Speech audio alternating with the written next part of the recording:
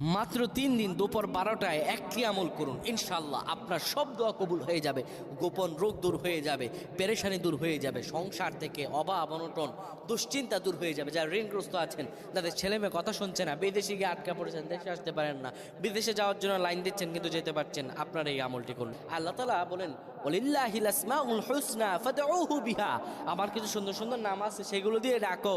এই নামগুলো দিয়ে যদি ডাকতে পারো, বান্দা কি চাওয়ার আছে তোমার আমি দুনিয়া তোমার পায়ে নত করে দিব। তুমি যা চাইবে আমি আল্লাহ তোমাকে তাই দান করে দিব। সুবহানাল্লাহি বিহামদি।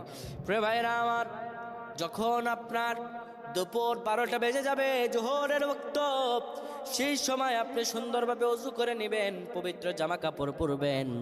পবিত্র জামা কাপড় পরার পরে এরপরে আপনি সুন্দরভাবে একটা মসজিদ কিংবা একটা ভালো জায়গার মধ্যে আসবেন, কিংবা একটা পবিত্র জায়গার মধ্যে বসবেন, যায় নামাজ বিছিয়ে দিবেন। সুন্দরভাবে আপনি পবিত্র পরিচ্ছন্ন হয়ে যাবেন।